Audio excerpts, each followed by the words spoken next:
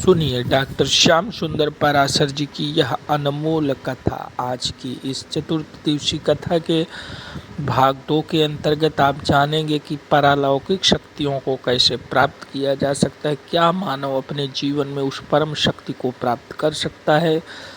इस विशेष कथा को भक्तों ध्यान से सुने। श्री राधे राधे। नारायण को मार के उसी के रुधिर से, रक्त से भाई को तिलांजलि दूंगा। और पहले इसने कठोर तपस्या करी, इतना तप किया कि पूरा शरीर दीमक से ढक गया। ब्रह्मा जी ने प्रकट होके कहा, वरम ब्रूयात, कश्यप नंदन वरदान मांगो। तो प्रणाम करके बोला, महाराज मुझे तो अजर अमर बना दो। ब्रह्मा जी बोले, हम भी द्विपरार्ध की आयु वाले हैं, अमर तो हम भी नहीं हो पाए भैया, तुम्हें कहां से बनाएंगे, ये संभव नहीं है, कुछ और वरदान मांग लो। तब तो इसने ढेर सारे वरदान मांग लिए, न भीतर मरू, न बाहर, न ऊपर, न नीचे, न दिन में, न रात में, न अस्त्र से, न शस्त्र से, न मनुष्य से, न जानवर से, आपकी बनाई सृष्टि में किसी से न मरूं, 12 महीने से किसी महीने में न मरूं। ब्रह्मा जी बोले, बस कर भैया, तेरे जैसा मांगने वाला पहली बार मिला। इतने सारे वरदान तूने एक साथ मांग लिए, पर तेरे जैसा तप भी किसी ने नहीं किया। चल, मैंने तुझे सारे वरदान दिए। अब तो ये प्रसन्न हो गया, इतने वर पाके तो मैं अमर हो ही गया, अब मुझे कौन मारेगा। दिग्विजय करने निकला और सारे देवी देवताओं को जीत करके बंधक बना लिया। वरुण से पानी भरवाया और इंद्र से पोंछा लगवाया। सारे देवता रोने लगे, प्रभु अब इस पापी से हमारा कब पिंड छूटेगा। भगवान बोले, प्रतीक्षा करो। इसके 4 पुत्र हुए, हराद, अनुराद, संहराद, प्रहलाद। प्रहलाद जी को बचपन से ही एक ग्रह लग गया। कौन सा? कृष्ण ग्रह ग्रहीतात्मा न वेद जगदीदृशम। सुखदेव जी महाराज भगवान कृष्ण को ग्रह बता रहे, कृष्ण ग्रह ग्रहीतात्मा। प्रहलाद जी को कृष्ण रूपी ग्रह ने बचपन से ही ग्रस लिया। किसी भाग्यशाली को ये ग्रह लग गया, लगता है, हर किसी को नहीं लगता। और ग्रहों के लिए तो ग्रह शांति करवा लो आप, पर ये ग्रह इतना विचित्र है कि जल्दी तो लगता नहीं, और लग गया तो चाहे जितनी ग्रह शांति करवा लो, ये शांत होने वाला नहीं है। लक्षण क्या है इस ग्रह से ग्रहित प्राणी के? बोले, कभी रोता है, कभी हंसता है, कभी नाचता है, कभी गाता है, कभी दौड़ता है, भागता है। ये सब प्रेमोन्माद में कृष्ण ग्रह ग्रहित आत्मा का यही स्वरूप हो जाता है। प्रहलाद जी भी बचपन से ही ऐसे थे। पढ़ने के लिए इनको गुरुकुल में भेजा हिरण्यकश्यपु ने। कौन से गुरुकुल में? हिरण्यकश्यपु दानव विश्वविद्यालय, जहाँ के प्राचार्य संडामर्क जी महाराज शुक्राचार्य जी के पुत्र संड और अमर्क दैत्य पुत्रों को पढ़ाया करते थे। तो प्रहलाद जी को भी पढ़ाने लगे वही दैत्यों की नीति। एक दिन पुत्र की बहुत याद आई तो पिता मिलने के लिए चले आए। पिता को देखते ही प्रहलाद जी ने दौड़ के प्रणाम किया, तो गोद में उठा लिया, प्यार से सिर पर हाथ फेरते हुए कहा, बेटा प्रहलाद, कैसी पढ़ाई चल रही है? बोले, पिताजी बहुत जोरदार। अच्छा, तो जो पाठ तुम्हें बहुत पसंद हो वो आज हमको सुनाओ। प्रहलाद जी बोले, मुझे तो एक ही पाठ पसंद आता है पिताजी। कौन सा? बोले, तत्साधु मन्ये सुरवर्य देना सदा समुद में दिया मसर्या हित्वात्म पातम गृहमंद को वनम गतोय हरिमाश्रयेत तत्साधु मन्ये तत्साधु मन्ये तत्साधु मन्ये। पिताजी, मैंने तो एक ही बात सबसे सुंदर समझी है अभी तक। क्या? बोले, घर गृहस्थी के अंधकुआ से विवेक पूर्वक बाहर निकलो और नितांत एकांत में शांत बैठ के हरि के चरण कमलों का सुमिरन करो। वनम गतो यद हरिमाश्रयेत। कौन से वन में जाए? बोले, वनम वृंदावनम गतः हरिम श्री कृष्णम आश्रयेत। वृंदावन में जाकर के कृष्ण कन्हैया के चरण कमलों का आश्रय लेके बस वहीं राधे राधे जपो, बस यही जीवन का सार है। सुनते ही भयंकर मूड खराब हो गया हिरण्यकश्यपु का। फिर मन को समझाया, बच्चा तो वही बोलेगा जो उसे सिखाया जाएगा, मेरे बच्चे की गलती नहीं, गलती समझाने वाले की, पढ़ाने वाले की है। अच्छा बेटा जाओ, अपने गुरुजी को जरा हमारे पास भेजो। प्रहलाद जी भीतर गए, गुरुजी आपको पिताजी याद कर रहे हैं। गुरुजी भागे भागे आ रहे, आओ आओ सरकार पधारो। हिरण्यकश्यपु ने कहा, हमारे बच्चे को तुम ही पढ़ा रहे हो ना? बोले हाँ हाँ हम ही पढ़ा रहे महाराज। तो यही पढ़ाई चल रही है? मेरा बेटा मेरी गोद में मुझसे कह रहा है कि वन में जाके हरि का भजन करो। मेरा बेटा राजकुमार है, उसे राजनीति सिखानी चाहिए। तुम बाबा बैरागी बनाना चाहते हो? सारी शिक्षा का भगवाकरण कर रखा है तुम लोगों ने। बहुत डांटा फटकारा। अब गुरुजी तो घबरा गए, महाराज हमारे विद्यालय में ऐसा एक भी कोर्स नहीं है, हमारे यहाँ कोई चर्चा ही नहीं है। निश्चित रूप से आपके शत्रु पक्ष के लोगों ने आपके बेटे को उल्टा सीधा भड़काया है। एकांत में मौका पा करके उन्होंने ही उल्टा सीधा पढ़ाया होगा। हमारे यहाँ पढ़ाई ऐसी नहीं है ही नहीं, हम तो आपकी आज्ञा में चलते हैं, आप जो कहते हैं वही पढ़ाते हैं। आपने कहा गामा ने गणेश पढ़ाना बंद करो, सांप्रदायिकता फैल सकती है। हमने उसी दिन गणेश जी हटा दिए और गामा ने गधा पढ़ाना चालू कर दिया। तो हमारा तो सरकारी विद्यालय है महाराज, जो सरकार आदेश देती है वही हम पालन करते हैं। महाराज आज के बाद आपको दोबारा शिकायत का अवसर नहीं मिलेगा, ये हम वचन देते हैं, क्योंकि 24 घंटे अब हम निगरानी में रखेंगे। हिरण्यकश्यपु ने कहा ठीक है, पहला अपराध है, क्षमा करता हूं, दोबारा छोड़ूंगा नहीं, याद रखना। धमकी दे के चला गया। और गुरुजी टेंशन में आ गए, डंडा लेकर के प्रहलाद जी के पास गए। क्यों रे मूर्ख, तू दैत्यों के चंदन जैसे बगीचा में बमूर का वृक्ष कहां से पैदा हो गया? दैत्य चंदन बने जातो यम कंटकद्रुम। बहुत डांटने फटकारे। समय बीता, विद्यालय में अवकाश हुआ तो गुरुजी प्रहलाद जी को घर छोड़ने आए। माँ से मिलवाए, फिर पिताजी से मिलवाए। पिताजी को प्रणाम किया तो पिता ने तुरंत प्रहलाद को गोद में उठा लिया। बेटा प्रहलाद, अब बताओ बढ़िया वाला पाठ कौन सा याद हुआ? गुरुजी की धड़कन तेज हो गई, आज न जाने कौन सा पाठ सुनाने वाला है। प्रहलाद जी गुरुजी की तरफ मुस्कुराए, गुरुजी सुन रहे हैं आप?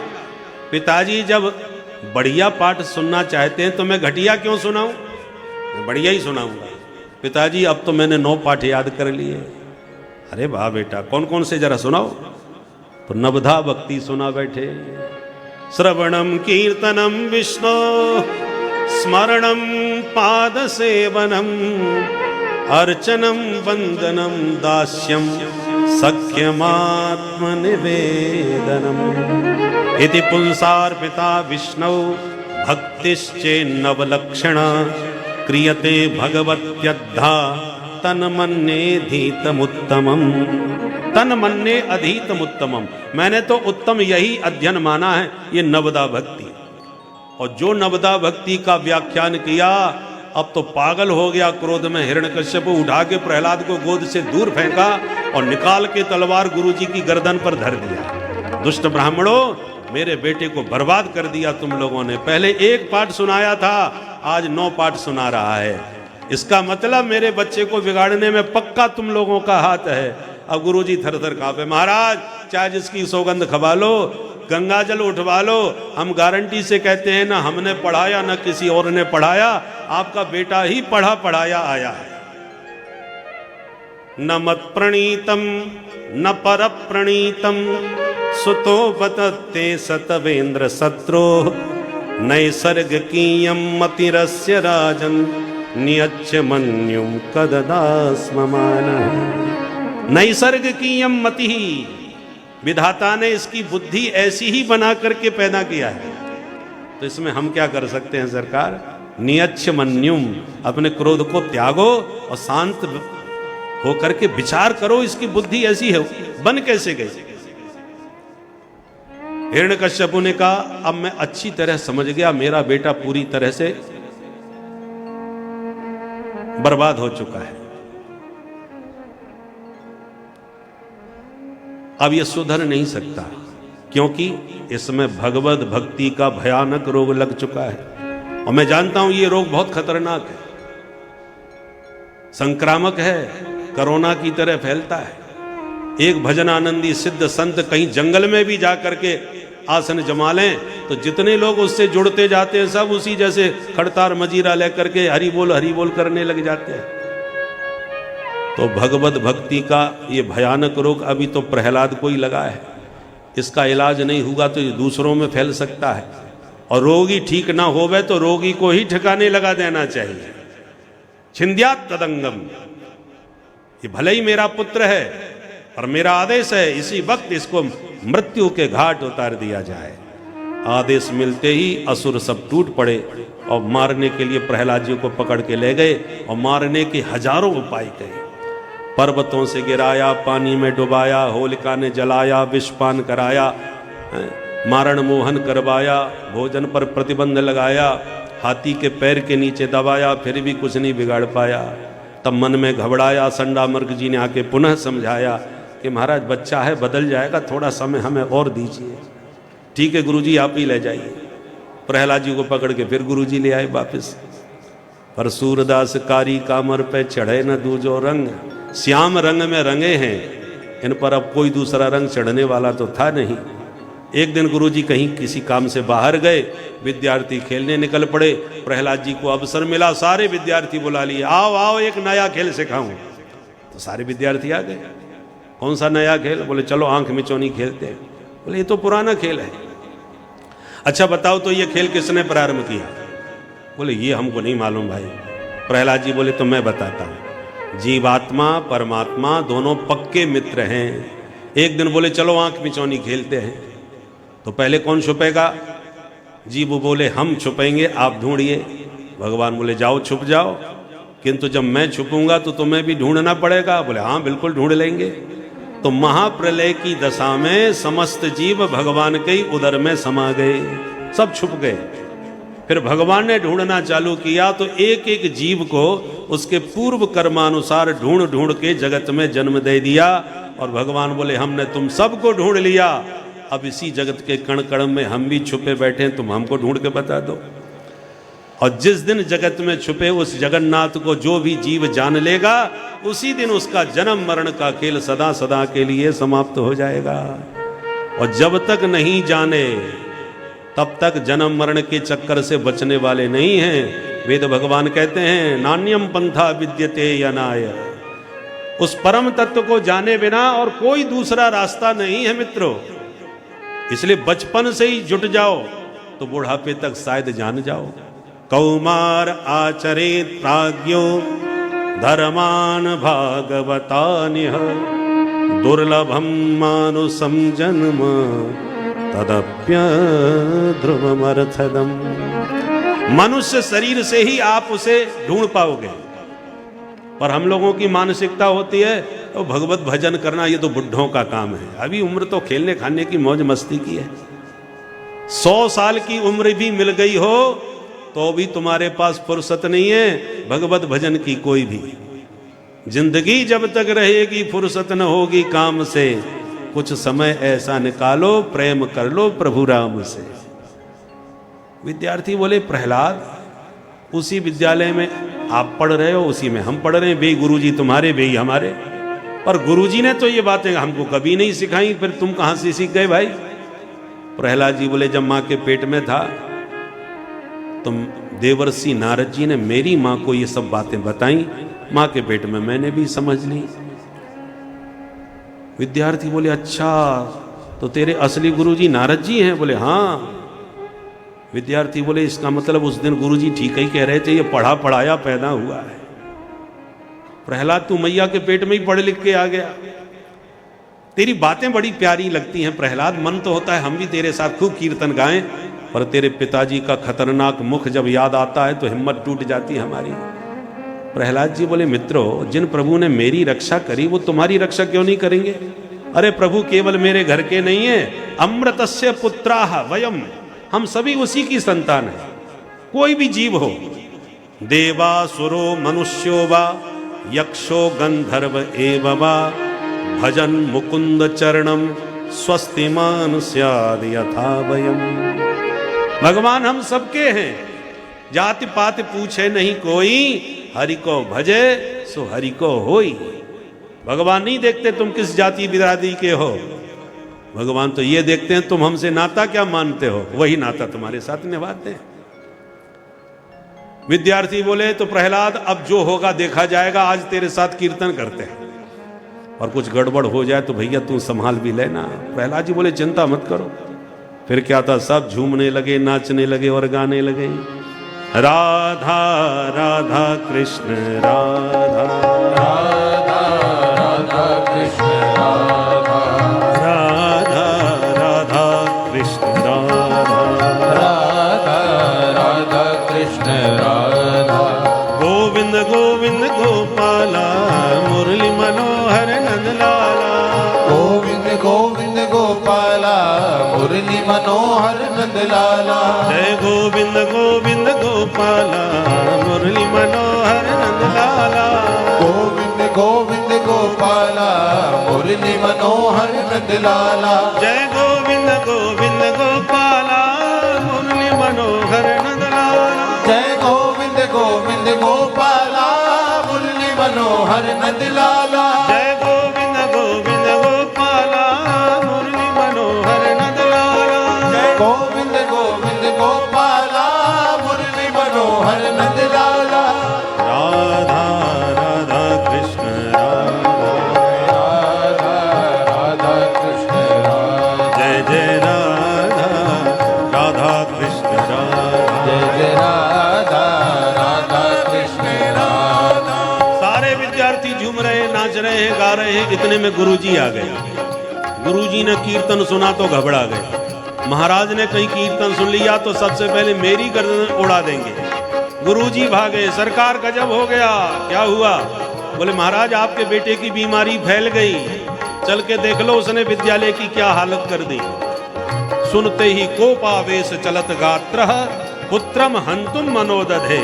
क्रोध में कांप उठा कि आज अपने बेटे को अपने हाथ से ही मार डालूंगा। तिल मिलाता हुआ आया और विद्यालय में आके क्या देखा, सब झूम रहे, नाच रहे मस्ती में। गोविंद गोविंद गोपाला मुरली मनोहर नंदलाला। गोविंद गोविंद गोपाला हरि बोल। मनोहर नंदलाला। गोविंद गोविंद गोपाला मुरली मनोहर नंदलाला। गोविंद गोविंद गोपाला मुरली मनोहर नंदलाला। जय जय गोविंद गोविंद गोपाला मुरली मनोहर नंदलाला। जय गोविंद गोविंद गोपाला मुरली मनोहर नंदलाला। जय गोविंद गोविंद गोपाला मुरली मनोहर नंदलाला। जय गोविंद गोविंद गोपाला मुरली मनोहर नंदलाला। जय मुरली मनोहर नंदलाला। मुरली मनोहर नंदलाला। जय गोविंद गोविंद गोपाला। जय गोविंद गोविंद गोपाला। जय मुरली मनोहर नंदलाला। जय मुरली मनोहर नंदलाला। जय गोविंद गोविंद गोपाला। जय गोविंद गोविंद गोपाला। जय मुरली मनोहर नंदलाला। जय मुरली मनोहर नंदलाला। बोल बंसी वाले की जय। हिरण्यकश्यपु ने जो सिंहनाद किया, उसकी गर्जना सुनते ही कीर्तन सन्नाटे में बदल गया। जो जहां जैसे खड़ा था विद्यार्थी वैसी मूर्ति बने खड़े रह गए, थर थर कांप गए। प्रहलाद को इशारा करें भैया वो आ गए, अब तू संभाल। और हिरण्यकश्यपु ने प्रहलाद को गाली देना चालू किया, हे दुर्विनीत मंदात्मन कुल भेद कराधम स्तब्धम मच्छासनोद्भूतम नेष्यत्वादि यमक्षयम क्रुद्धस्य यस्य कंपन्ते त्रयो लोका सहीश्वराः तस्य मे भीतवन्मूढ़ शासनम किम बलोत्यगा। अरे दुर्विनीत मंदात्मन कुल भेदी कुल कलंकी, बोल प्रहलाद तूने किसके बल पर मेरी सत्ता को ललकारा है? मेरे कोप पर त्रैलोक्य कांपता है और तू मुझे चुनौती देता है। प्रहलाद जी ने बिल्कुल निर्भीक होकर के जवाब दिया, न केवलम में भवतश्च राजन न केवलं मे भवतश्च राजन् सबई बलम बलिनां चापरे सबई बलं बलिनां चापरेषां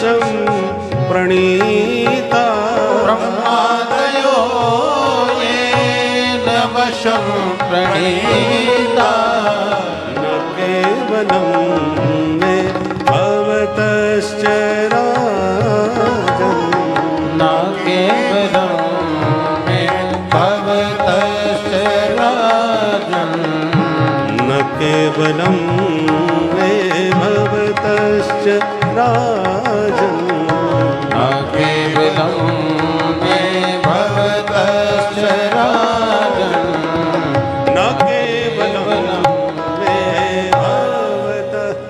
पिताजी, केवल मुझ में ही उस परमात्मा का बल नहीं है। आपको जिन ब्रह्मा जी के वरदानों से शक्ति मिली है, मेरे प्रभु उन ब्रह्मा को भी बल देने वाले हैं। ब्रह्मादयो ये न वशम प्रणीता। हिरण्यकश्यपु ने पूछा, मूर्ख, तेरा भगवान सबको बल देता है तो मेरे सामने क्यों नहीं आता? बोल, कहां है तेरा ईश्वर? प्रहलाद जी बोले, पिताजी ये पूछिए कहां नहीं है।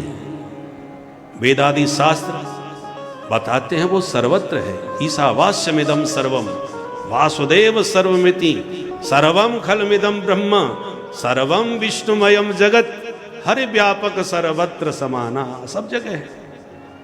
अच्छा, क्वासौ यदि स सर्वत्र कस्मात् स्तंभे न दृश्यते। सब जगह है तो मुझे इस खंबे में क्यों नहीं दिख रहा? प्रहलाद जी बोले, मया तु दृश्यते, हमें तो दिख रहे। अच्छा, तेरा ईश्वर इस खंबे में भी है? बोले हाँ। और भगवान कहाँ? जहां भक्ति की हाँ, भगवान वहां।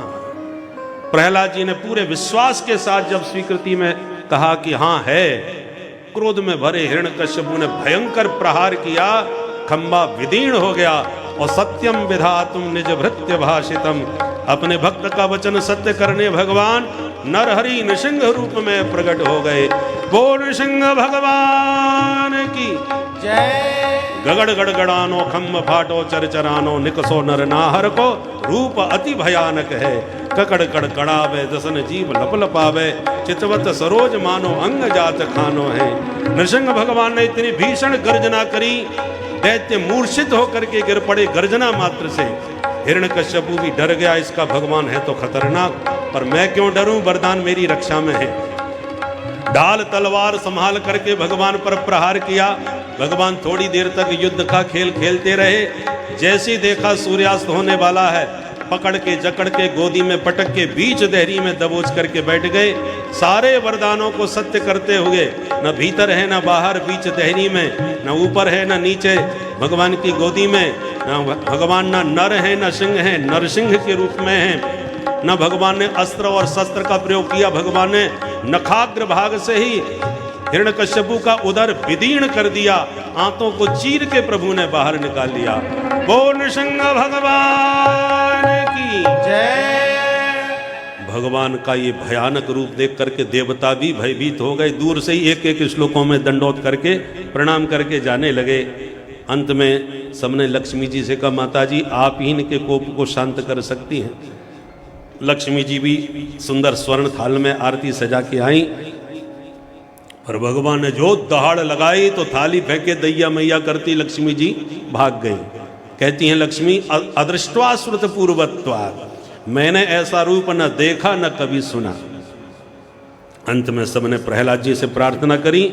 प्रहलाद जी ने जैसे प्रभु के चरणों में साष्टांग प्रणिपात किया, प्रहलाद को देखते ही सारा कोप कपूर की तरह उड़ता चला गया प्रभु का।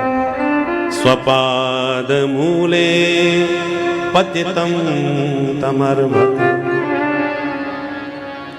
विलोक्य देवः कृपया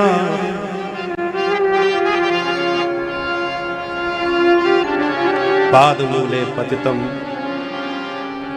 तम अर्भकं प्रहलादं विलोक्य कृपया परिप्लुतः।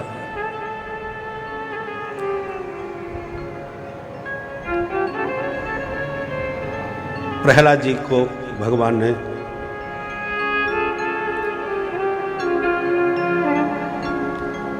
तत्काल उठाकर अपनी गोद में बैठाया। काला ही वित्रस तदहियाम कृता भयम काल के भय से मुक्त करने वाला अपना वरद हस्त प्रभु ने प्रहलाद जी के सिर पर रख दिया। और भगवान कहते हैं, पुत्र, केवल हमारा नाम लेने के कारण इन दुष्ट दैत्यों ने तुम पर इतने सारे अत्याचार किए, मुझे ही आने में अति विलंब हो गया, इसलिए वत्स हमारे अपराध को तुम क्षमा कर। समस्त देव समुदाय स्तब्ध रह गया कि प्रभु से भक्तों को क्षमा मांगते तो बहुत बार देखा, पर किसी भक्त से प्रभु को क्षमा मांगते आज पहली बार देखा। क्वेदं वपु क्वच वयः सुकुमार में तत् क्वैता प्रमत्त कृत दारुण यातनास्ते आलोचितो य विषयो यमभूत पूर्व क्षन्तव्यमंग यदि मे समय विलंब। भगवान स्वयं प्रहलाद से क्षमा मांग रहे हैं। प्रहलाद जी तो आश्चर्यचकित हो गए। गदगद कंठ गोविंद के चरणों में प्रणाम करके प्रहलाद जी ने पूरे 42 श्लोकों में दिव्य भगवान की स्तुति गाई। प्रहलाद जी कहते, प्रभु, ब्रह्मादिक देवता वैदिक विधि से धारा प्रवाह आपकी स्तुति करते हुए चले गए, किंतु आपका कोप शांत नहीं हुआ। तो किम तुष्टुमर्हति समय हरि रुग्र जाते। जब इतने दिव्य देवताओं की स्तुति से आप प्रसन्न नहीं हुए, तो मैं तो दैत्य पुत्र हूं।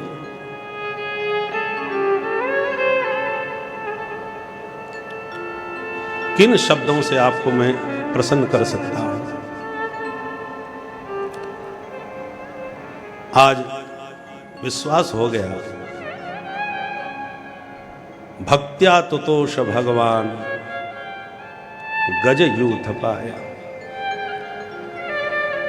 गजराज तो पशु योनि के थे, पर आर्त होकर के उन्होंने केवल एक पुष्प आपके चरणों में निवेदित किया और आप प्रमुदित होकर के उसका उद्धार कर दिया। मैंने कल्पना नहीं की थी प्रभु कि कभी आपकी कृपा का पात्र बन पाऊंगा, किंतु आज मैं अनुभव करता हूं कि जो कृपा बड़े बड़े देवी देवताओं पर आपने कभी नहीं की, वो आज इस दैत्य पुत्र के ऊपर बरसा दी। हम दैत्यों की प्रकृति तो तमोगुण रजोगुण से भरी हुई है। क्वाहम रजः प्रभवई सतमोधिकेस्मिन् जातः सुरेतर कुले क्व तवानुकंपा न ब्रह्मणो न तु भवस्य न वै रमाया यन्मेर्पितः शिरस्य पद्मकर प्रसादः। बहुत दिव्य प्रहलाद जी ने स्तुति गाई। भगवान बोले, वत्स, जो चाहो वरदान मांगो। प्रहलाद जी बोले, लेना देना व्यापारियों में होता है प्रभु, भक्त और भगवान के बीच में ये लेन देन कहां से आ गया। प्रभु ने कहा, पुत्र, मेरी प्रसन्नता के लिए कुछ तो मुझसे मांगो। प्रहलाद जी ने कहा, बस यही मांगता हूं कि मेरे जीवन में कभी कुछ मांगने की इच्छा ही पैदा न हो, यही वरदान दे दीजिए। भगवान बोले, पुत्र, तुम मांग नहीं सकते और हम दिए बिना रह भी नहीं सकते। चलो बैठो सिंहासन पर।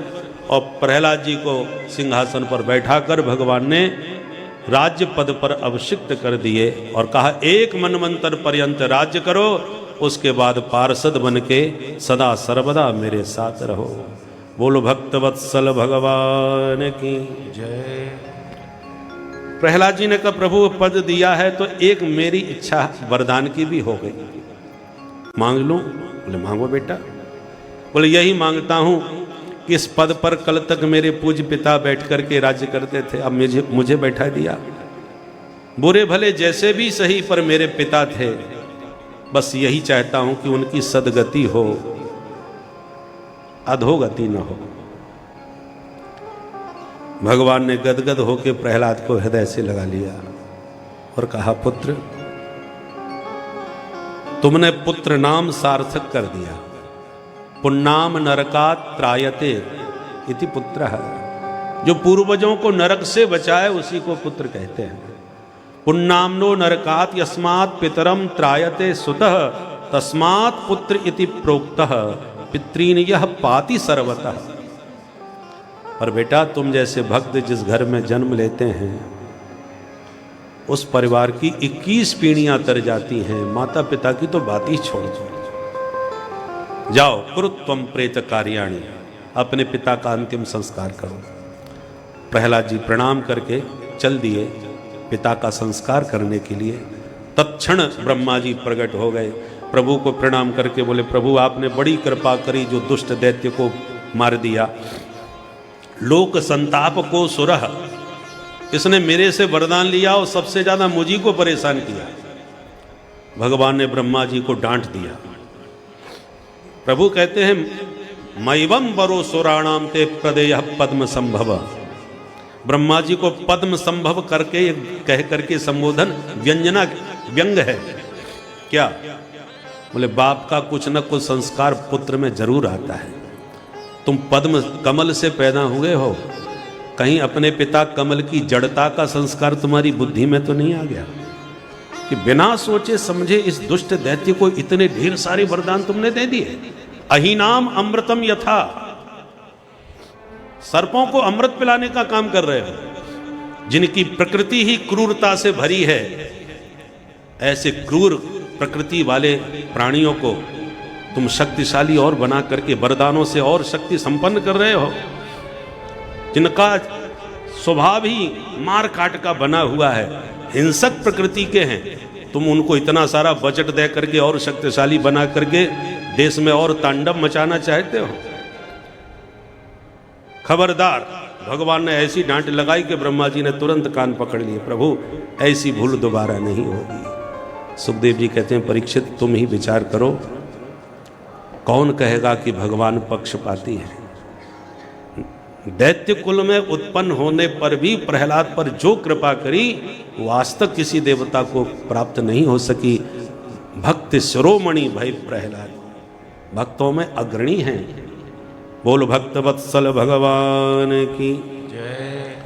उसके बाद वर्णाश्रम धर्म व्यवस्था को बहुत विस्तार से समझाया 5 अध्यायों में। इसको कर्म पंचाध्यायी भी कहते हैं। अब मनवंतरों की कथाएं अष्टम स्कंद में बतलाई। एक मनवंतर में प्रभु ने ग्राह से ग्रसित गजराज का उद्धार किया था। हाथी हथनियों के साथ सरोवर में जल विहार कर रहा था कि मगर ने पैर पकड़ लिया। हथनियों ने पूरी शक्ति लगाई पर बचा नहीं पाई तो सब छोड़ के चली गई। अंत में निराश हुआ हाथी, वह गजराज हरि को पुकारने लगा। प्राग जन्मन्यनुशिक्षितम, पूर्व जन्म के संस्कार बढ़िया थे, उसने निराकार स्तुति करी। किसी देवता का अपनी स्तुति में नाम नहीं है, इसको गजेंद्र मोक्ष कहते हैं। यह भी अद्भुत स्तोत्र है। ओम नमो भगवते तस्मै यत एतच्चिदात्मकं पुरुषायादि बीजाय परेशाय विधीमहि एवं गजेन्द्रमुपवर्ण निर्विशेषम ब्रह्मादयो विविधलिंग विधाभिमाना। ब्रह्मादिक देवता आए, आकाश में छाए, पर जब नाम हमारा नहीं लेता तो हम क्यों जाएं? प्रभु ने सोचा स्तुति बढ़िया कर रहा है पर नाम लेता नहीं तो किसकी स्तुति मानी जाए? बोले जो खजाना किसी का नहीं होता वो सरकारी हो जाता है। बोले जो स्तुति किसी की नहीं वो हमारी ही है। भगवान ने अपने नाम के श्रवण की प्रतीक्षा नहीं की और गरुड़ारूढ़ नारायण चल दिए। और जब गरुड़ पर बैठे हरि को आते अपनी ओर देखा तब इसने नाम लेकर के प्रणाम किया। सोन्त सरुशुर वलेन गृहीत आर्तो दृष्ट्वा गरुत्मति हरिम उपात चक्रम उत्क्षिप्य सांबुज करम गिरमाह कृच्छ्रान नारायणाखिल गुरु भगवन नमस्ते। तुरंत इसने सरोवर का एक कमल उखाड़ करके कमलाकांत के चरणों में निवेदित कर दिया। भगवान ने सूंड पकड़ के खींच लिया और ग्राहात विपाटित मुखात अरिणा चक्रेण ग्राहात मुखात विपाटितवान। सुदर्शन चक्र से भगवान ने मगर का मुंह फाड़ दिया। देखते देखते दोनों ही शापित थे, दोनों मुक्त हो गए, गज और ग्राह। गज ग्राह का हरि ने उद्धार किया। एक मनमंत्र में भगवान ने समुद्र मंथन करा के देवताओं को दिव्य अमृत पान कराया था, और इस सागर मंथन में भगवान के 3 अवतार हुए।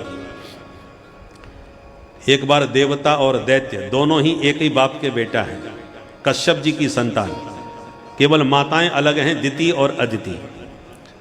तो दोनों भाइयों ने मिलकर के एक बार कहा कि हम आपस में लड़ते हैं, मरते हैं, अच्छी बात नहीं है। एक काम करते हैं, दोनों भैया मिलकर सागर मंथन करेंगे, उससे अमृत निकलेगा, उस अमृत को सब भैया मिलजुल के पी लेंगे, सब अमर हो जाएंगे, फिर रोज डंडे बजने दो, मरने वाला कोई नहीं। बात में तो दम है भाई। तो देवता और दैत्य दोनों इस बात पर प्रसन्न हो गए, बोले हमें भी स्वीकार है। तब तो दोनों महाविरोधी होने पर भी अमृत पीने के चक्कर में एक दूसरे के मित्र बन गए, और महागठबंधन तैयार हो गया सागर मंथन से अमृत पीने के चक्कर में। और दोनों ने मिलकर के मंदराचल पर्वत को उठाया, पर गणेश जी का पूजन नहीं किया तो पहाड़ गिर गया, कईयों के हाथ पैर टूट गए, दैत्यों ने हाथ खड़े कर दिए, हमारे बस की बात नहीं भाई, तुम जानो। देवताओं ने प्रभु से प्रार्थना करी, महाराज हमारा गठबंधन तो बिखर रहा है, ऐसे हम कैसे अमृत पी पाएंगे। प्रभु चाहे तो जिसका काम बना दे, और चाहे तो किसी का बना काम भी किस प्रकार से बिगड़ जाता है, यह प्रभु की ही कृपा से संभव हो पाता है। ईश्वर जो चाहे वही होता है। इस संसार, इस ब्रह्मांड सब वह ईश्वर के ही कारण चलायमान है, और ईश्वर की मर्जी के बिना एक पत्ता तक नहीं हिलता, यह सत्य है। जो बातें होनी है वो पहले से ही लिखी अकाट्य हैं भक्तों। इसीलिए कहा गया है कि आप व्यर्थ चिंता ना करके अपने ध्यान, अपने मन को ईश्वर में लगा के सिर्फ ईश्वर का भजन करें, क्योंकि यदि वो आपसे भजन करवा रहे हैं तो इसका मतलब आपका विशेष लिखना विधि के विधान में लिखा है, क्योंकि ईश्वर के तरफ बढ़ने का मतलब, ईश्वर के भजन करने का मतलब बहुत ही विशेष प्रकार के लाभ हैं जो आपको मिलने वाले हैं। सतत रूप से नाम जप करने से आपके अंदर उस दिव्य शक्ति का संचार होगा, जो आप पारलौकिक शक्तियाँ आपके अंदर आ जाएंगी। पारलौकिक शक्तियों को प्राप्त करने का मात्र एक उपाय है नाम जप। लगातार अपने मन को में नाम जप करते रहे भक्तों। श्री राधे राधे। मुंह के पास में लगे थे, अब मन में पछताने लगे, और बन लो बड़े बाप का बेटा, आगे आगे के चक्कर में हमारी दुर्दशा हो रही है। पर कालकूट भयानक विष उत्पन्न हो गया, घबराए, अब क्या करें। बोले चलो लेकर के भोले बाबा को मनाएं। विष लेके शंभू की शरण में पहुंचे।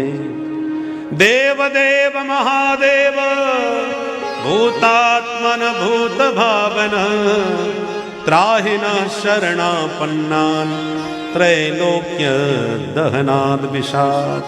हे महादेव, इस भयंकर विष से बचाओ। भोलेनाथ ने कहा लाओ, सबके बदले में हमें पिलाओ।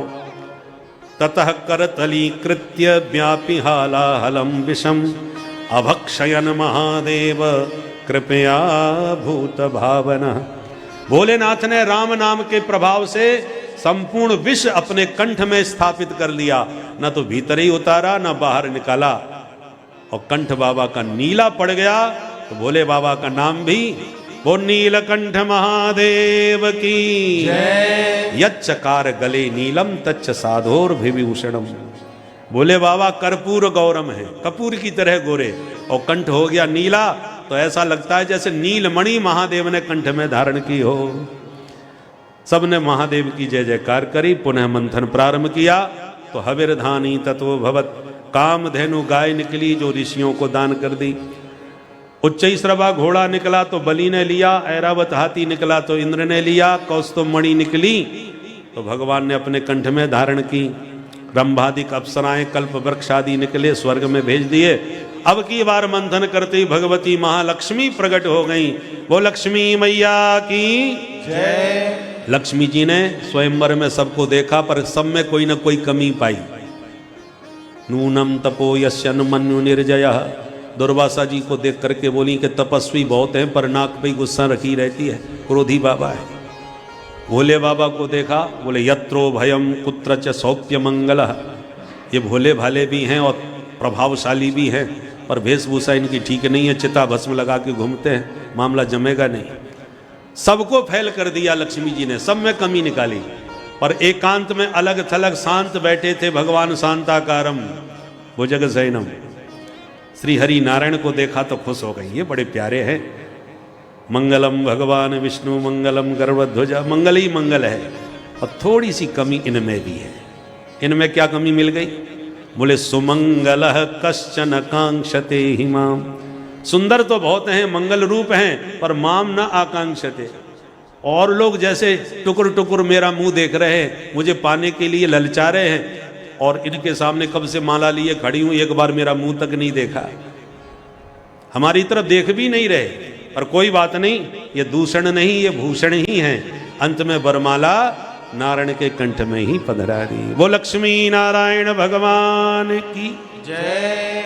लक्ष्मी नारायण की हो गई। पुनः मंथन प्रारंभ हुआ, वारुणी प्रकट हुई जो असुरों ने ली। अब की बार मंथन करते भगवान धन्वंतरी अमृत कलश के साथ प्रकट हो गए। अमृत कलश देखते ही मार झपट्टा छीन के कलश दैत्य सब भाग गए। देवता बेचारे रोते रह गए। भगवान बोले दुखी मत हो, अमृत तुम ही पियोगे, देखो मेरा चमत्कार। दैत्य जब दूर चले गए तो आपस में लड़ने लगे। अहम पूर्वम नत्वम नतमिति प्रभो, मैं तेरे से बड़ा हूं, पहले मैं पीऊंगा। दूसरा कहता जिसकी लाठी उसकी भैंस, जिसकी भुजा में बल होगा वो पहले पिएगा। झगड़ा होने लगा कि मौके का फायदा उठा के भगवान छैल छबीली छोरी बन के छमछम करते हुए फूल घुमाते हुए कमल का पहुंच गए। जो भगवान का रूप विन्यास देखा सब मोहित हो गए। अहो रूपम अहो धामम अहो अस्यानवम भया। देवी जी नमस्कार, आपका परिचय? भगवान बोले आप कौन हैं जो घेर के खड़े हो गए मुझे, अपना परिचय दो। बोले देवी जी हम कश्यप जी के बेटा हैं, सागर मंथन किया, अमृत निकाल लिया, बस भाइयों में बंटवारे का थोड़ा झगड़ा है, भगवान ने आपको हमारे लिए ही भेजा है, आप अपने हाथ से बांट दो तो हम लोगों का झगड़ा खत्म, अमृत पीने में आनंद आ जाएगा। भगवान बोले वो तो ठीक है, परंतु कम ज्यादा किसी को मैंने परोस दिया तो तुम लोग मेरे से भी झगड़ा करोगे। बोले नहीं नहीं देवी, वचन दिया जैसे चाहो वैसे बांटो, झगड़ा आपसे कोई नहीं करेगा। भगवान बोले अच्छा तो लाओ हमें तो। प्रेम से अमृत भगवान को सौंप दिया। भगवान बोले लाइन लगा के बैठो। अब दैत्य जब पंक्तिबद्ध हो गए तो भगवान कलश देख करके बोले गाढ़ा गाढ़ा नीचे है, ऊपर पानी पानी है, अब मैं कैसे बांटूं? तो दैत्यों ने सुना तो मन में सोचा जो पहले पिएगा उसको ऊपर का पानी पानी मिलेगा, और थोड़ा रुक के पिए तो गाढ़ा गाढ़ा माल मिलेगा। इतने में देवता आ गए। ये कौन? बोले हमारे सौतेले भाई हिस्सा मांगने आ रहे, देना मत देवी। भगवान बोले तुम कहो तो ऊपर का पानी पानी दो दो बूंद इनको ही ना पिला दिया जाए, बाद में प्योर माल तुम्हें दूंगी मैं। दैत्य खुश हो गए, बहुत होशियार हो देवी, बिल्कुल सही कहा, तुम्हें जो अच्छा लगे करो देवी, हमें तुम पर भरोसा है। प्रभु ने इशारा कर दिया, देवता तुरंत पंक्तिबद्ध हो गए और भगवान देवताओं को अमृत पिलाते गए, दैत्यों को देख देख के मुस्कुराते गए। दैत्य भगवान की मुस्कान पर ही लट्टू बने रहे, देवता अमृत पीते रहे। स्वरभानु नाम का दैत्य होशियार था, उसको शंका हो गई, वो तुरंत सूर्य चंद्रमा के बीच में लगा अंजलि बैठ गया। भगवान ने इसको भी अमृत पिला दिया। सूर्य चंद्र ने प्रभु को इशारा कर दिया महाराज नकली है। देखते ही भगवान ने पट्ट से सुदर्शन से उसकी गर्दन उड़ाई, तब तक झट से गटक गया, इसलिए मरा नहीं, दो हिस्सों में बदल गया, जो राहु और केतु के नाम से जाना गया। बोल मोहिनी भगवान की जय। और तत्काल भगवान अमृत के साथ अंतर्धान। अब दैत्यों को होश आया, ए भैया वो देवी जी किधर गई? एक बोला देवी जी को छोड़, वो अमृत कलश किधर गया? अब ना देवी का पता ना अमृत का। सामने देखा तो देवता डकार लेकर पेट पर हाथ घुमाते दिखाई पड़े। दैत्यों का माथा खराब हुआ, भैया लगता है अपने साथ बहुत बड़ा धोखा हुआ है। दूसरा बोला पता लगाओ वो धोखेबाज कौन थी। एक बोला मैं समझ गया, वो थी नहीं था, मैं गारंटी से कह सकता हूं वो छलिया विष्णु ही होगा, छोरी बन के आके छमछम करके हम सबको चूना लगा के चला गया। अब तो क्रोध में भर गए, दैत्य टूट पड़े देवताओं के ऊपर। और तत्र देवासुरो नाम रणः परम दारुण, बड़ा भयंकर देवासुर महासंग्राम छिड़ गया, सारे दैत्य मारे गए। अमृत पीकर भगवान की कृपा से देवता विजयी हुए, स्वर्ग पर देवताओं का आधिपत्य हो गया। पर मरे हुए दैत्यों को शुक्राचार्य जी ने जिंदा कर लिए मृत संजीवनी विद्या के बल पर। दैत्यों ने कहा गुरुजी बदला लेना है इन देवताओं से। तब शुक्राचार्य जी बोले एक बात हमारी मान लो, तुमको अभी भी गद्दी पर बैठा देंगे हम। अच्छा क्या करना पड़ेगा? बोले ब्राह्मणों का आशीर्वाद लेना पड़ेगा। ब्राह्मणों को अपने पक्ष में तुमने ले लिया तो गद्दी पर बैठाने की गारंटी मैं लेता हूं। अच्छा गुरुजी, तो ब्राह्मणों को खुश करने में कितनी देर लगती है? बढ़िया खीर मालपुआ तस्मई रबड़ी चकाचक घुटवाए दो और बढ़िया सा लिफाफा पकड़ाए दो। फिर देखो महाराज, शरीर वचस्व मायुष्य आरोग्य मां विधात, गर्जना के साथ आशीर्वाद बरसता है। दैत्यों ने इतनी सेवा करी, ब्राह्मण सब गदगद हो गए और आशीर्वाद में एक अद्भुत रथ निर्माण करके बलि को भेंट कर दिया। हम ब्राह्मणों का आशीर्वाद है इस रथ पर, तुम कभी भी पराजय का मुख नहीं देखोगे राजन। तब तो बलि खुश हो गया, तुरंत रथ पर बैठा और सीधा हमला स्वर्ग पर। देवगुरु बृहस्पति जी ने दिव्य दृष्टि से सब समझ लिया। देवताओं से बोले लड़ना मत, नहीं बुरी तरह मारे जाओगे, क्योंकि ब्राह्मणों का तप इस समय बलि के साथ खड़ा है। तब तो मैदान छोड़ के भाग गए सारे देवता और स्वर्ग पर कब्जा कर लिया बलि ने। शुक्राचार्य जी ने कहा देखा राजन, गद्दी मिल गई, अब जल्दी से बहुमत सिद्ध कर लो, परमानेंट राजा बन जाओगे। वो कैसे होगा? बोले ये शतक क्रतु का पद है, 100 यज्ञ करने वाला ही यहाँ हमेशा के लिए बैठता है। तो ठीक है गुरुजी यज्ञ करवाइए। तो शुक्राचार्य जी के आचार्यत्व में यज्ञ होने लगे। उधर देव माता अदिति बिचारी दुखी, तो कश्यप जी ने कहा देवी तुम पयोव्रत करो। फाल्गुन के शुक्ल पक्ष की प्रतिपदा, ये पयोव्रत की ही तिथियां हैं। प्रतिपदा से द्वादशी पर्यंत फाल्गुन शुक्ल पक्ष की इन तिथियों में दूध पी करके ये व्रत किया जाता है, इसलिए इसका नाम पयोव्रत है। मां अदिति ने इस पयोव्रत का पालन किया। प्रभु ने प्रसन्न होकर दर्शन दिया और कहा मां मैं स्वयं तुम्हारा बेटा बन के आ रहा हूं। मां के गर्भ में आए और भादों के शुक्ल पक्ष की द्वादशी में भगवान बटुक बामन बन के प्रकट हो गए। बोल बामन भगवान की जय। तम बटुम बामनम दृष्ट्वा मोदमाना महर्षय। महात्मा सब मुग्ध हो गए। बटुक बामन रूप देखकर भगवान का धूमधाम से जनेऊ संस्कार किया। सभी ने कुछ न कुछ भेंट दक्षिणा बामन भगवान को दी। जो मिला वो गुरुदेव को सौंप दिया। गुरुजी ने कहा बटुक जी इतने से काम नहीं चलेगा, हमें आपसे संपूर्ण त्रैलोक्य की संपदा चाहिए, इसलिए जाइए राजा बलि से मांग के लाइए। जो आ गया गुरुदेव। बामन भगवान बलि के दरवाजे पहुंचे। बलि ने देखते ही खड़े होकर स्वागत किया। स्वागतम ते नमस्तुभ्यं ब्रह्मन किम करवामते। बटुक जी आपका स्वागत है, मैं आपकी क्या सेवा कर सकता हूं? सोना चांदी गाय घोड़े जो चाहिए मांगिए। भगवान बोले भैया हमें कछु ना चाहिए, आपको बड़ो यश है, बहुत नाम है, ब्राह्मण के आप भक्त हो, इसलिए मिलवे चले आए।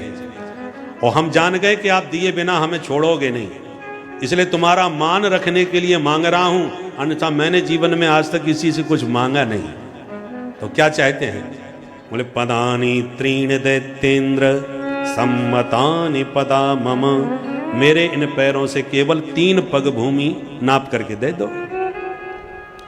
बलि ठहाका मार के हंसा। 3 लोक के राजा के सामने 3 पग भूमि मांग रहे हो ब्राह्मण? अहो ब्राह्मण दायादा वाचस्ते वृद्ध सम्मता। तेरी बुद्धि बचकानी है, बातें बहुत ऊंची ऊंची करता है पर मांगना नहीं आता। मुझसे मांगने वाले को जीवन में दोबारा नहीं मांगना पड़ता, सोच समझ के मांगो। भगवान बोले आप सब कुछ दे सकते हो राजन, पर हम संतोषी ब्राह्मण हैं, इतने से ज्यादा हम नहीं ले सकते, हमारे सामर्थ्य नहीं, हमको क्या करना है? शुक्राचार्य जी घूरने लगे। मैंने बहुत ब्राह्मण देखे, बड़े बड़े अष्टोत्तर शत मैंने कराए, पर ये बटुक आज से पहले कभी नजर नहीं आया। ये आया कहां से इतना संतोषी ब्राह्मण? तुरंत ध्यान लगाया, प्रभु समझ गए ये कुछ गड़बड़ न कर दे, तो तुरंत बोले देखो राजन हमारे संध्या वंदन का समय हो रहा है, अब देना है तो फटाफट हाथ में जल लो, संकल्प करके दो। बलि ने कहा आपने मांगा मैंने दिया, जो भूमि अच्छी लगे नाप लीजिए। भगवान बोले गलत बात, विधि विधान से सब काम होना चाहिए। संकल्प लेना पड़ेगा आपको। अच्छा महाराज, ठीक है, संकल्प करवा दो। जल का पात्र उठाया और इतने में तो शुक्राचार्य जी ने पट्ट से हाथ पकड़ लिया। बलि सावधान। अरे गुरुदेव क्या हो गया? बोले देखो ये कौन है? बोले बामन है, और कौन है? राजन तुम फिर धोखा खा रहे हो। ये ना ये बामन है ना त्रिपन, मैं इसको पहचान गया। कौन है ये? एस वैरोचने साक्षात भगवान विष्णुरव्ययः कश्यपात् अदितिर्जातो देवानां कार्य साधकः। देवताओं का कार्य सिद्ध करने के लिए छलिया विष्णु जो छोरी बन के आया था, आज वही फिर बौना बन के आ गया। बातों में आओगे बर्बाद हो जाओगे। मना करो, मैंने कुछ नहीं दिया। अब बलि चक्कर में गुरुजी पर मैं तो हां कर चुका। अरे हम मना कर दो। अरे गुरुजी झूठ कैसे बोल जाऊं? बोले बेटा कभी कभी झूठ बोलने में कोई दोष नहीं लगता। बोले वाह गुरुदेव, आपने सत्य का पाठ हमेशा सिखाया, आज स्वार्थ बस मुझे झूठ बोलने के लिए कह रहे हो। नहीं, असत्यात् परो अधर्म। असत्य के बराबर अधर्म मैं किसी को नहीं मानता। देखो गुरुजी, यदि ब्रह्मचारी बटुक है तो 3 पग भूमि लेके चला जाएगा, और यदि ये विष्णु है जैसा आप बता रहे हैं तो इससे बड़ी बात क्या होगी? सारा जगत जिसके सामने हाथ पसारता है वो जगन्नाथ आज मेरे सामने हाथ पसार रहा है। ये सौभाग्य मैं छोड़ने वाला नहीं हूं। अब गुरुजी गर्मी खा गए। दृढ़म पंडित मार्ग्य, अपने आप को बड़ा भारी पंडित समझता है, मेरी बात नहीं सुन रहा। अचरात भ्रश्यते श्रियः, बहुत जल्दी तू श्रीहीन हो जाएगा मूर्ख। और यूं कह के साप दे के शुक्राचार्य जी चले गए। बामन भगवान धीरे से बोले भैया गुरु चेला झगड़ा ना करो, देना है तो दो, नहीं हम चले, हमें कुछ नहीं चाहिए। आपने आग्रह किया तो मांग लिया। अरे नहीं महाराज, आप तो अपना संकल्प कीजिए। जैसे ही जल हाथ में लिया, पुराणांतर ऐसा भी प्रसंग आता है कि शुक्राचार्य जी पात्र के छिद्र में घुस के बैठ गए। बामन भगवान समझ गए ये ज्यादा ही गड़बड़ कर रहे हैं, तो पैनी कुसा निकाल के बाहर से छिद्र में मारी तो शुक्राचार्य जी की एक आंख गोविंदाय नमो नमः। शुक्राचार्य जी भागे कि कोई दे रहा है कोई ले रहा है, हमने फालतू में ही अपनी आंख गंवाई। हाथ में जल आया तो भगवान ने बड़ा लंबा चौड़ा श्रावणी जैसा संकल्प पढ़ा, हेमाद्री संकल्प।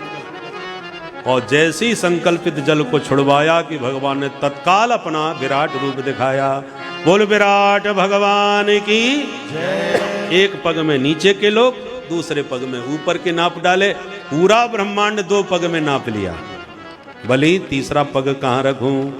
हाथ जोड़ के बलि ने कहा धन तो 2 पग में ले लिया, अब ये धनवान बचा है तो पदम तृतीयम कुरु शीष्ण में निजम, ये तीसरा पग मेरे सिर पर रख करके इस धनवान को भी स्वीकार कर लीजिए। ठाकुर जी रीझ गए, बारे बलि तूने अपने आप को भी हमें दान कर दिया, तेरे जैसा दानी कोई नहीं। जो अपने आप को भी दान कर दे उसी को कहते हैं बलिदान। कोई राष्ट्र के लिए बलिदान हो जाता है, अपने जीवन का दान कर देता है, हैं? तो कोई धर्म के लिए बलिदान हो जाता है। बलि मांग तुझे क्या चाहिए? बलि ने कहा प्रभु आप बड़े प्यारे लग रहे हो, बस निरंतर आपको यूं ही निहारता रहूं यही चाहता हूं। भगवान बोले तो सुनो, आगामी मनवंतर के आप ही इंद्र बनोगे। जब तक इंद्रासन नहीं मिला तब तक सुतल लोक के राजा बन के राज्य करो, और दरवाजे के द्वारपाल बन के हम हमेशा खड़े रहेंगे भैया। तो सदा सन्निहितम वीर तत्र माम द्रक्ष्यते भवान, तो 24 घंटे आपको हमारे दर्शन अपने दरवाजे पर ही प्राप्त होंगे। बोल वामन भगवान की जय। सपरिकर भगवान बलि के साथ सुतल में प्रविष्ट हो गए। सुखदेव जी कहते हैं राजन, इस प्रकार से विविध मनमंत्रों में भगवान के विविध अवतार होते हैं। एक बार मत्स्यावतार लेके सत्यव्रत मनु की प्रलय पर्यंत प्रभु ने रक्षा की थी। अब नवम स्कंद में सूर्यवंश और चंद्रवंश है। सूर्यवंश में राम जी और चंद्रवंश में श्याम जी। अभी 20 मिनट बाकी है। चतुर्थ स्कंद से 10वें स्कंद की यात्रा सुपर फास्ट चली आज। बोलो राधे राधे राधे राधे। परंतु प्रायः सभी स्टेशनों पर रुकती हुई गाड़ी अब लक्ष्य की ओर बढ़ रही है। बस आप धैर्य पूर्वक 20 मिनट और शांति से विराजे रहे। सूर्यवंश में राम जी और चंद्रवंश में श्याम जी। पहले सूर्यवंश सुनाया। सुखदेव जी कहते हैं विस्तार से यदि सुनाऊं तो न शक्यते विस्तरतुम वक्तुम वर्ष सतैरपि 100 साल में भी विस्तार से नहीं सुना पाऊंगा, तो संक्षिप्त में सुनाया।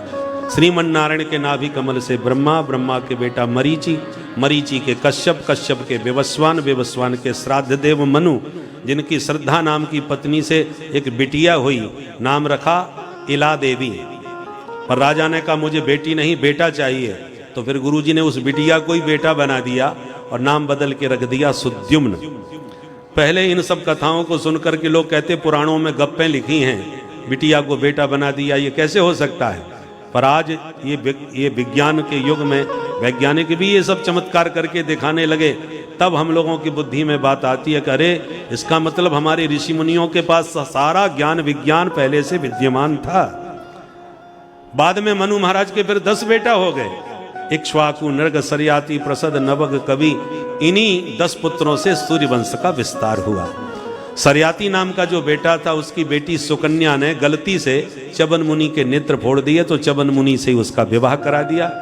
बाद में चवन मुनि ने अश्विनी कुमारों को बुला के न जाने कौन सा च्यवनप्राश खाया कि बुढ़े से तुरंत जवान हो गए, बढ़िया सी उनकी आंखें भी हो गई। इन्हीं सरयाति जी के वंश में राजा रेवत हो गए, जिनकी पौत्री रेवती जी का विवाह कन्हैया के भैया बलराम जी के साथ संपन्न हुआ था। महाराज मनु के दूसरे बेटा नभग, नभग के नाभाग, नाभाग के बेटा अम्बरीश हो गए, जिन अम्बरीश का विरोध करने पर दुर्वासा मुनि को सुदर्शन चक्र ने 1 वर्ष तक दौड़ाया, और भगवान की शरण में जब पहुंचे प्रभु आप बचाओ, तो भगवान ने भी हाथ खड़े कर दिए। अहम भक्त पराधीनो यस्वतंत्र इव द्विज। भगवान कहते हैं मैं भक्तों के अधीन हूं, इसलिए ब्राह्मण देवता प्राण बचाने चाहो तो मेरे भक्ति की शरण में जाओ।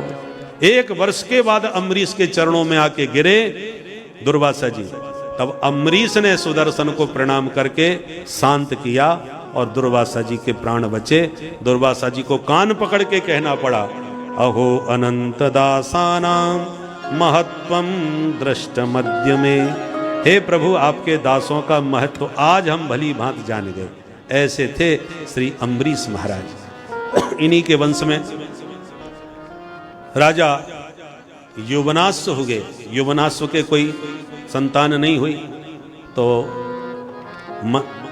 यज्ञ करवाया। यज्ञ के जल का घड़ा जो भरा था उसको पी गए राजा गलती से। ब्राह्मणों ने पूछा घड़ा खाली क्यों पड़ा, पानी किधर गया। राजा ने कहा प्यास लगी तो रात में हमने पी लिया। अरे राम राम, अनर्थ हो गया। क्यों, क्या हो गया? बोले मंत्र पढ़े पानी को रानी को पिलाना था, तब रानी के गर्भवती होती उनके बालक होता। अरे महाराज तो मैं तो पी गया, अब क्या होगा? बोले भगवान जाने क्या होगा, मंत्र बेकार तो नहीं होगा, इतनी तो गारंटी है। परिणाम यह हुआ कि राजा की ही 9 महीने की छुट्टी हो गई। अंत में राजा के ही पेट से शल्य चिकित्सा के द्वारा बालक का जन्म ब्राह्मणों ने कराया। बालक पैदा होते ही रोता है। अब रोने लगा बच्चा तो कौन, अब इसका भरण पोषण कैसे हो? तो इंद्र ने बच्चे के मुंह में उंगली देते हुए कहा माम धाता वत्स मारोदी, बेटा रोना मत, हम तुम्हारी रक्षा करेंगे। इसलिए उसका नाम पड़ा मानधाता। मानधाता की 50 बेटियां सोबनी मुनि को ब्याही, ये हम कथा सुना चुके हैं। इन्हीं मानधाता के वंश में त्रिशंकु हुए, हरिश्चंद्र हुए, रोहित हुए, बाहुक हुए, सगर हुए। सगर की एक रानी के हजारों बेटा हुए, पर कपिल भगवान की दृष्टि से वो सब भस्म हो गए। तब सगर की दूसरी रानी का बेटा असमंजस, असमंजस के अंशुमान, अंशुमान के दिलीप, दिलीप के भगीरथ, भगीरथ भागीरथी गंगा को लेके आए, पूर्वजों का उद्धार कराए। बोल गंगा मैया की जय हो। भगीरथ के वंश में ऋतुपर्ण, ऋतुपर्ण के सौदास, सौदास के अस्मक, अस्मक के नारी कवच, नारी कवच के खटवांग, खटवांग के दिलीप, दिलीप के रघु, रघु के अज, अज के महाराज दशरथ, और दशरथ जी के घर में हुए श्री राम, लक्ष्मण, भरत और शत्रुघ्न। बोल राजा रामचंद्र भगवान की जय।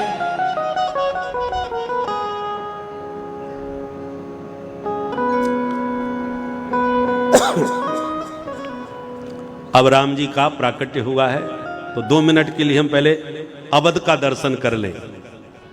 चतुर्व्यूह में राम, लक्ष्मण, भरत और शत्रुघ्न लाल जी चारों भैया अवध में प्रकट हो गए हैं।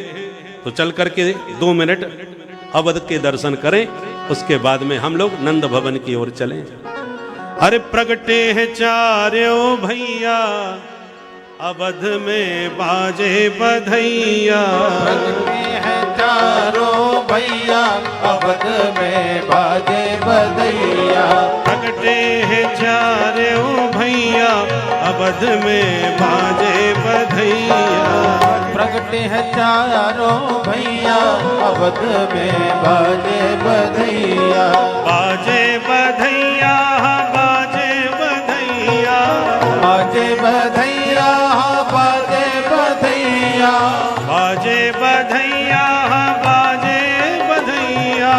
बाजे बधैया बाजे बधैया। प्रगटे हैं चारों भैया अवध में बाजे बधैया। प्रगटे हैं चारों भैया अवध में बाजे बधैया। गलियन गलियन धूम मची है। गलियन गलियन धूम मची है। गलियन गलियन गलियन गलियन धूम मची है। गलियन गलियन धूम मची है। बाज रही सहनैया अवध में बाजे बधैया। बाज रही सहनैया अवध में बाजे बधैया। प्रगटे हैं चारों भैया अवध में बाजे बधैया। ओ प्रगटे हैं चारों भैया अवध में बाजे बधैया। जगमग जगमग दियला जलत है। जगमग जगमग दिया जलत है। जगमग जगमग जगमग जगमग दियला जलत है। जगमग जगमग दिया जलत है। और झिलमिल होत अटैया अवध में बाजे बधैया। झिलमिल होत अटैया अवध में बाजे बधैया। प्रगटे हैं चारों भैया अवध में बाजे बधैया। प्रगटे हैं चारों भैया अवध में बाजे बधैया। हमारे रामलला प्रकट हो गए हैं अवध में। और ऐसी शुभ घड़ी में हमारे बीच हमारे मंच पर माननीय श्रीमान वासुदेव जी राजस्थान विधानसभा अध्यक्ष पधारे हैं। हम उनका देवनानी जी हम उनका स्वागत करते हैं बारंबार। हेलो व्यासपीठ का अभिनंदन और स्वागत करें। तालियां बजाकर आप अभिनंदन और स्वागत करिए। व्यासपीठ का राजस्थान विधानसभा के अध्यक्ष माननीय वासुदेव देवनानी जी अभिनंदन करें और व्यासपीठ की ओर से आशीर्वाद प्रदान किया जा रहा है।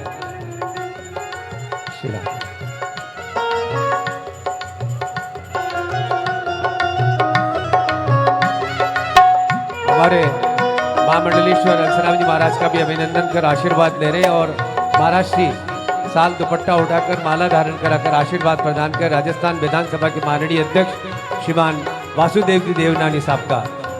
और हमारे कथा पांडाल में हमारी यहाँ के लोकप्रिय गोभक्त और सबके दिल के सितारे, युवकों में युवक और वृद्धों में वृद्ध गोभक्त माननीय अशोक कोठारी जी भी पधारे। उनका अभिनंदन और स्वागत करते। तालियां बजाकर आप उनका अभिनंदन और स्वागत करिए। प्रगटे हैं चारों भैया अवध में बाजे बधैया। प्रगटे हैं चारों भैया अवध में बाजे बधैया। झांझ मृदंग ताल ढप बाजे। झांझ मृदंग ताल ढप बाजे। ताल ढप बाजे हाँ ताल ढप बाजे। ओ ताल ढप बाजे हाँ ताल ढप बाजे। झांझ मृदंग ताल ढप बाजे। झांझ मृदंग ताल ढप बाजे। और नाचत ताता थैया अवध में बाजे बधैया। नाचत ताता थैया अवध में बधाई हो। प्रगटे हैं चारों भैया अवध में बाजे बधैया। प्रगटे हैं चारों भैया अवध में बाजे बधैया। अवध में बाजे बधैया। अवध में बाजे बधैया। अवध में बाजे बधैया। बधैया। अवध में बाजे बधैया। बोल अयोध्या धाम की जय। चारों भैयाओं की जय। विधानसभा अध्यक्ष, इनका भी नाम वासुदेव ही है और वासुदेव नाम भगवान कृष्ण का है। वसुदेवस्यापत्यम पुमान वासुदेव, जो वसुदेव के सुत, अथवा वसति सर्वम इति वसु दिव्यते इति देवः वसुश्चासौ देवा वासुदेव, जो सब में बसते हों, सबके हृदय में बसते हों, ऐसे भगवान वासुदेव का प्राकट्य होने वाला है।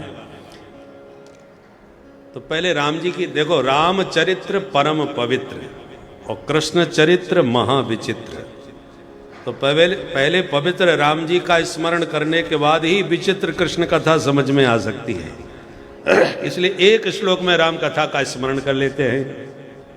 सुखदेव जी वर्णन करते हैं, गुरुवर थे त्यक्त राज्यो व्यचरदनुवनम पद्म पदभ्याम प्रियाया पाणि स्पर्शाक्षमाभ्याम व्रजत पथरुजो यो हरिंगानुजाभ्याम वैरूप्याक्षूर्पणज्ञा प्रिय विरह रुषा रोपित भ्रू विजृंभ त्रस्ताब्धिर्बद्ध सेतु खलदव दहन कौशलेन्द्रो वतानः। कैसे हैं हमारे राम जी, जो अपने माता पिता के वचन का सम्मान रखते हुए अयोध्या के विशाल वैभव को तिनके की तरह त्याग करके 14 वर्ष के लिए वनवासी बन के निकल गए।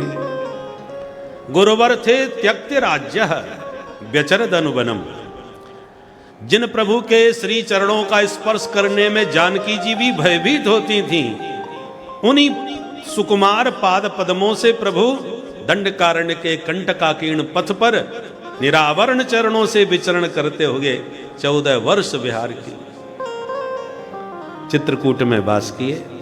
भरत जी मनाने आए, पादुका देख करके उन्हें लौटाए। बाद में पंचवटी जाकर के दंडकारण्य में बनाई। सूपनखा आई, भगवान से विवाह का प्रस्ताव रखा। भगवान बोले ये भारतीय नारी नहीं हो सकती है, मेरी पत्नी मेरे वामांग में विराजमान है जानकी, और उन्हीं के सामने स्वयं अपने विवाह की बात हमसे कर रही है कि तुम सम पुरुष न मो सम नारी। ये भारतीय नारी नहीं हो सकती जो इतनी अशिष्ट और इस प्रकार से व्यवहार करे।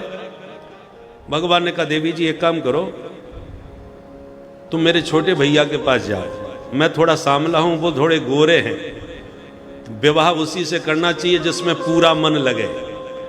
और तुम हमसे कह रही हो मन माना कछु तुम ही निहारी, तो मन माना कछु माने पूरा मन नहीं माना तुम्हारा हमसे, तो छोटे भैया के पास जाओ, वहां शायद पूरा मन तुम्हारा मान जाए। तो चली गई वो आराम से। लक्ष्मण जी से कहा कि आप हमसे विवाह कर लो। लक्ष्मण जी ने कहा ये बताओ महारानी बनना है कि नौकरानी?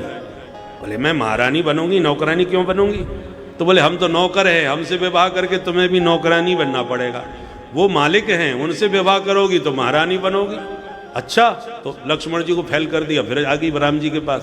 भगवान समझ गए इसका चित्त चंचल है, इसका चरित्र भी ठीक नहीं है, कभी इधर जाती है कभी उधर जाती है, ये विदेशी महिला है, भारतीय संस्कृति को नष्ट भ्रष्ट करने आई है, इसलिए तुरंत यहाँ से इसको भगाना चाहिए।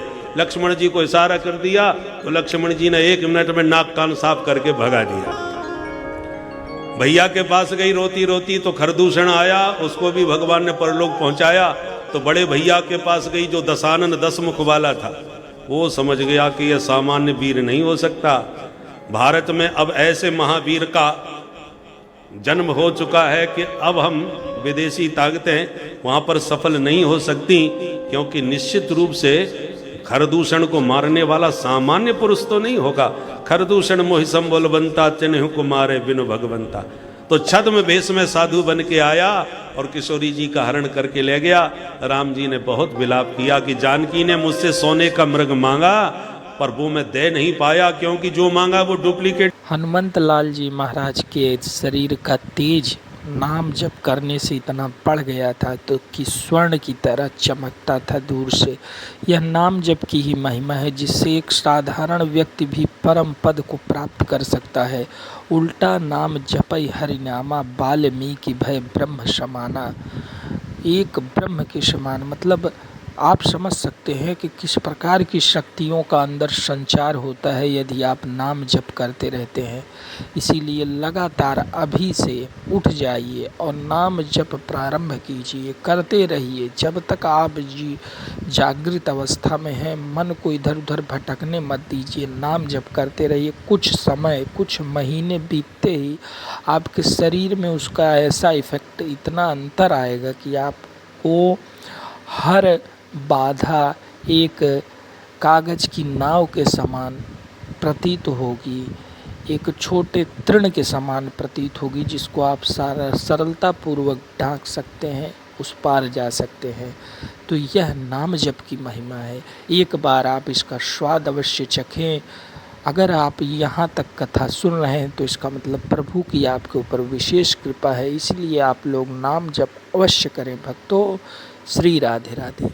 खूब आशीर्वाद दे के पवन पुत्र को विदा किए।